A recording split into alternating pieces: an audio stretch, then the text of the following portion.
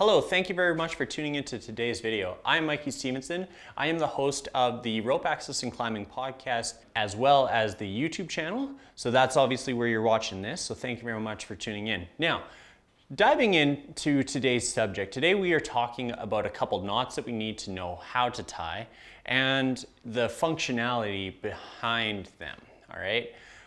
We're talking about setting up a Y-hang, putting a fixed line on a rock face. Now there's several reasons why we'd want to do this. You know, say you are doing a multi-pitch route and you have to go up and down multiple times. So you're putting a fixed line there so you can ascend and descend on a big wall. Maybe you are fixing a line there because you're doing some recon work on a new route that you're projecting, or you're establishing a new route, so you have this fixed line there, so you can kind of go and clean up the rock and put bolts in the new route that you're establishing. So there's so many different reasons why you may need to fix a rope to the rock face. Now, at the end of the day, we never want to put our rope on just one independent anchor. Okay, I know that we're climbing on one rope.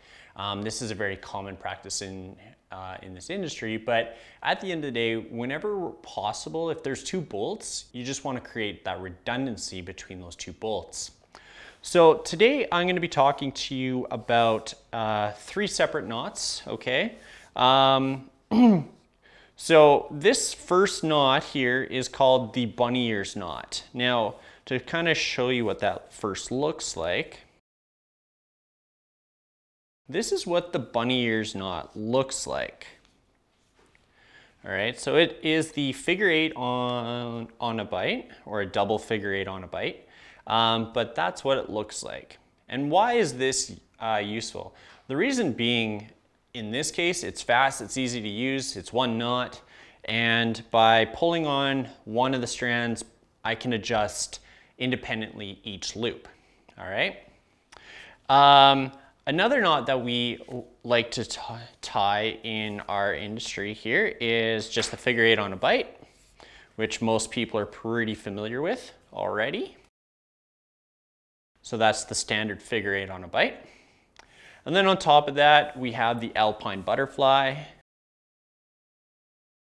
which is a mid-rope inline knot that can be loaded in 3 directions. All right, so let's dive into how do we tie these knots. First knot there was the double figure 8 on a bite. So I'm gonna grab a lot of rope, a lot more than I'm normally grabbing here. Okay, and now when I tie this knot, I'm just gonna lie this flat in my palm here, and I'm gonna take the side that I'm gonna use here on the loop. Now if I go around one full rotation, okay, that would be my standard figure 8, and we'll talk about that here in a bit.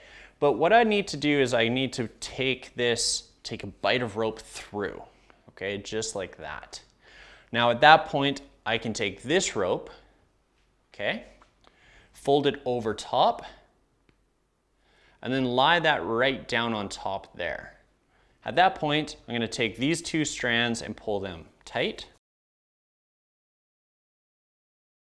And that will give you your figure 8 on a bite in a nice dressed fashion, all as well. Now, when I attach it to 2 bolts here,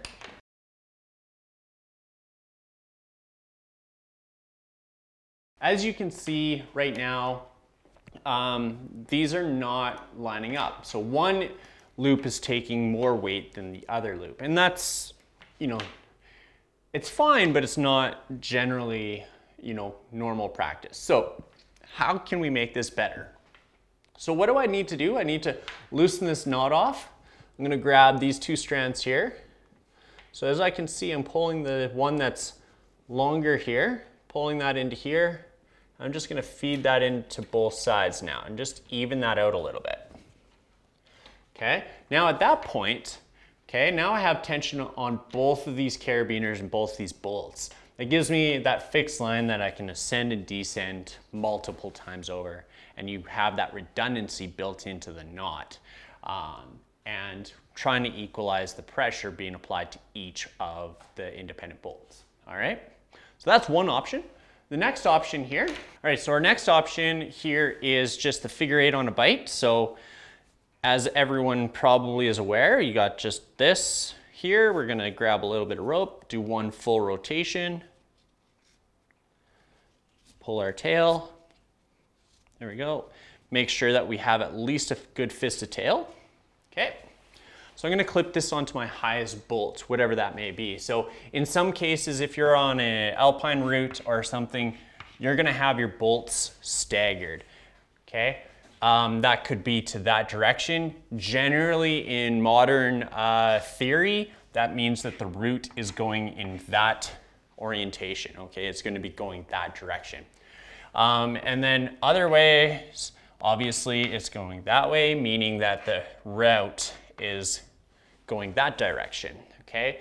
So here, what we're gonna do, we're gonna take this figure 8 here, we're gonna attach that figure 8 here, all right?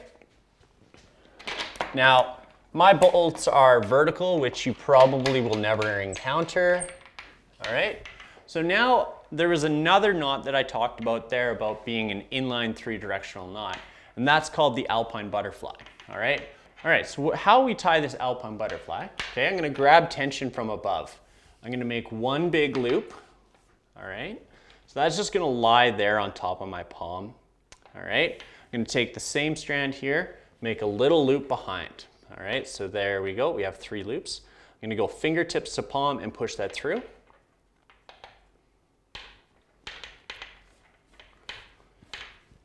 And generally what I do is I pull the top strand first, then the bottom strand.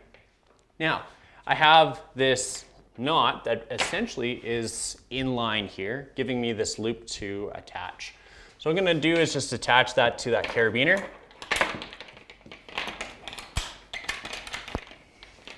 Okay, so now in this case, my bottom is taking more pressure than my top. So here, I'm just gonna push rope in and just push it all the way through until it takes there. That's probably pretty close. All right, so there we go. So now I've adjusted this loop so both strands are taking a little bit of tension. So in that case, what it kind of looks like is looks like that. All right, so this here is what most people will refer to as a Y-hang, but also you can create that Y-hang by using the double figure 8 as well. Cool? All right, so that's all I have for today. Thank you very much for tuning in.